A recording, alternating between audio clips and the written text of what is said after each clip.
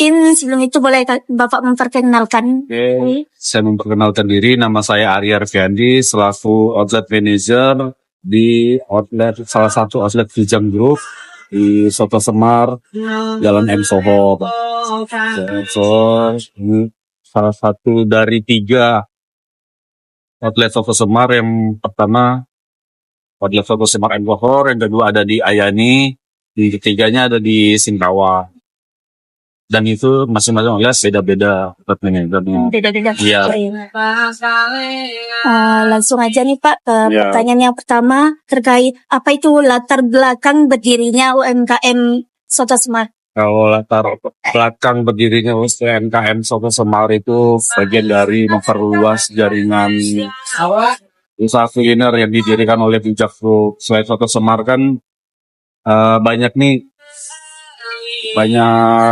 cabang-cabang yang lain seperti bebek Vijang, bakso, Tiga Sapi, warung ini, ikan bakar Mora. Nah itu kan bagian sedikitnya ada 9 brand sih.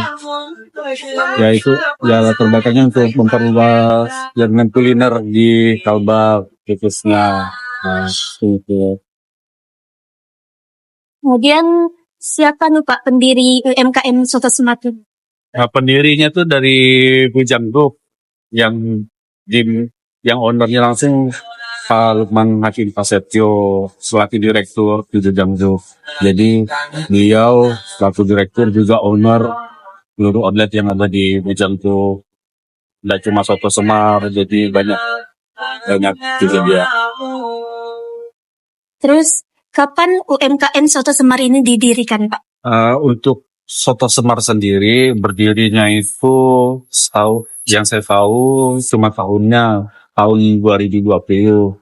Sedangkan Vijang Group itu udah ada sejak tahun 2012. Nah, 2012 itu kan berawal dari bebek Vijang, bebek Bejo, dan yang lain-lainnya lah. Kan banyak bakso Tiga Sapi. Kemudian siapa saja yang membantu Bapak dalam menjalankan usaha ini? Nah, yang membantu, karena saya baru setahun di sini, yang membantu untuk operasional di Soto Semar ya ada staff waiters, kasir, bagian blessing, bagian dapur. Terus kalau staff leader di bawah saya, kayak SPP Kitchen, dan juga ada khusus mengatur kelancaran di bagian dapur. Kalau assistant manager itu membantu saya di bagian service, di bagian pelayanan, di bagian kasir. Kemudian di mana lokasi operasional UMKM Soto Semar? Kalau operasional KF ini outlet kali ya maksudnya. Kalau outlet di Jalan M Tohor, ada juga di Ayani 2, dan yang terbaru tahun lalu baru buka kemarin Soto Semar ada di Singkawa. Mungkin kedepannya akan nambah lagi di daerah-daerah di Kalbar. Jadi untuk sekarang Soto Semar ini masih ada 3 outlet ya? Baru ada 3 outlet Soto Semar. Kemudian apa saja jenis Soto Semar yang paling diminati customer?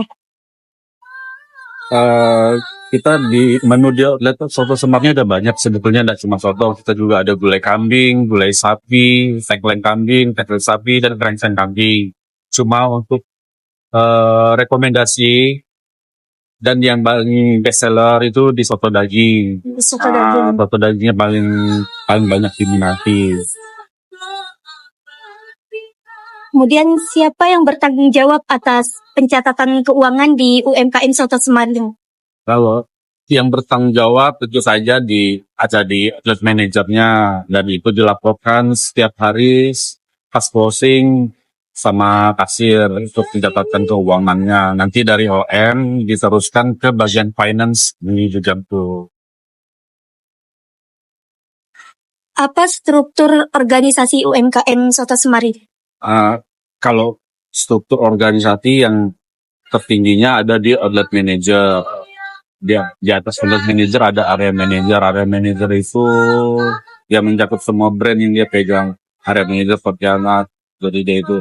Kalau di outlet ya kali ya.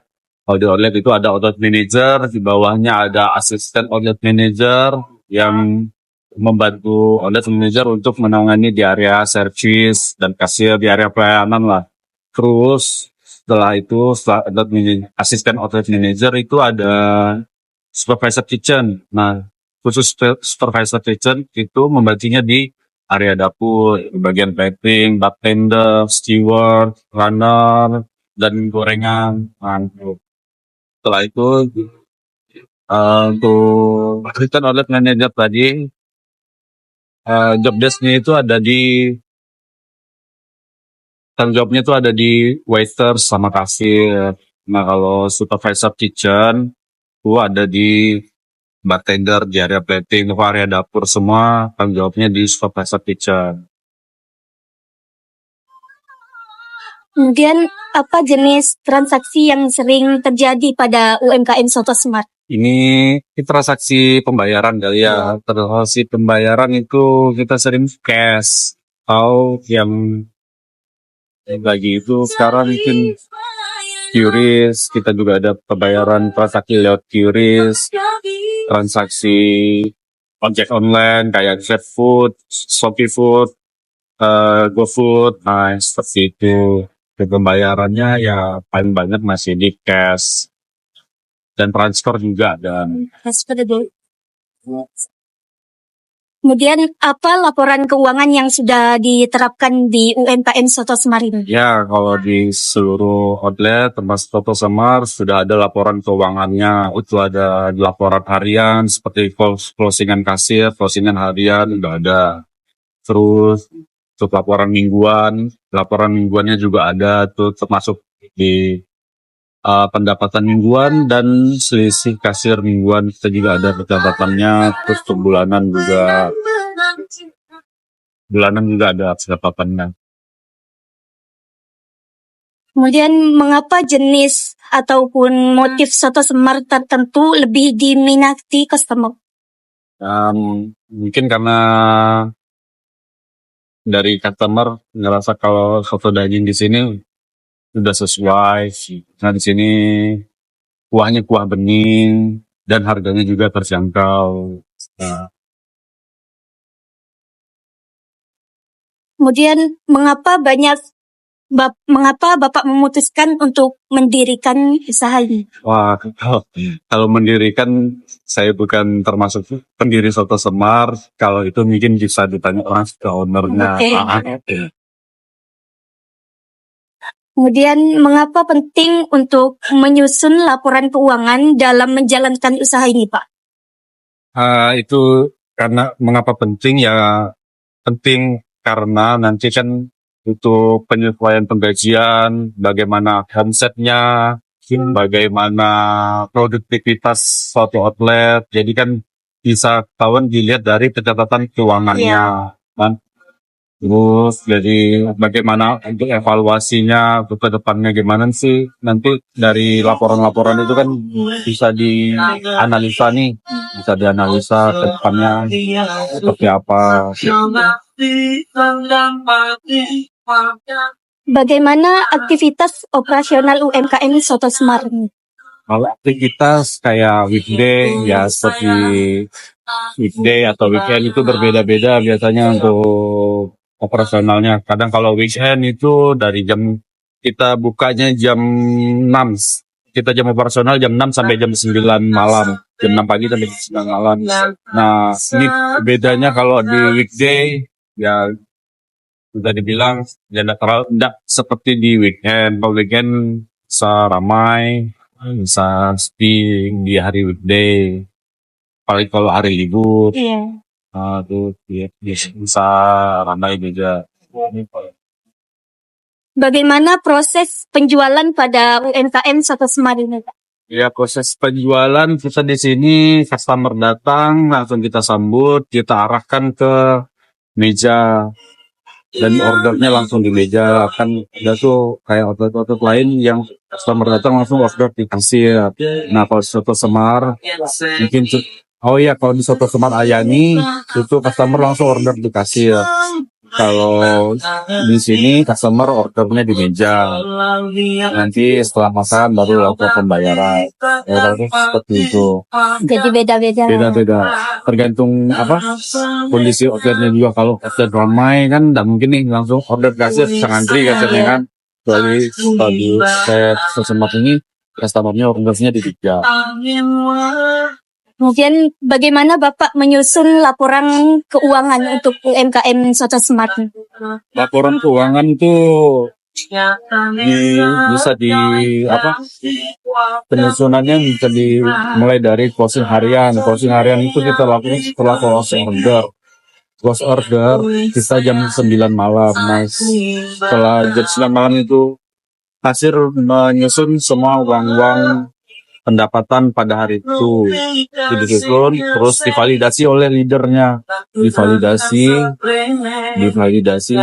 setelah divalidasi dan uangnya tidak ada selisih, uangnya balance, baru dilaporkan di sistem kita gitu juga. Mau posting itu melalui sistem, jadi terreport ke bagian finance. Kemudian bagaimana Bapak mengatasi kendala nih dalam menyusun laporan keuangan tersebut, Pak? Misalnya kalau ada kendala di sisi, kita cek dulu nih dari pembayarannya bagaimana, udah sesuai belum.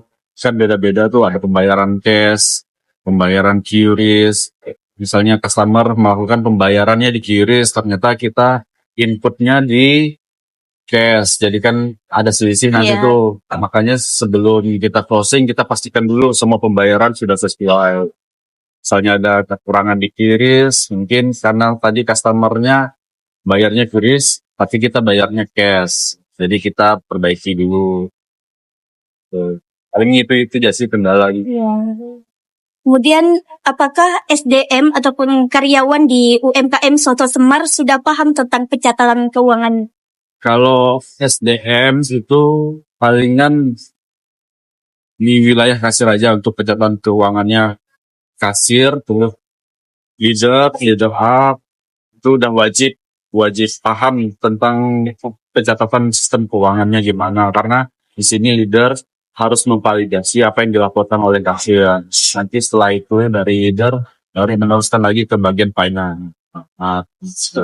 Ya.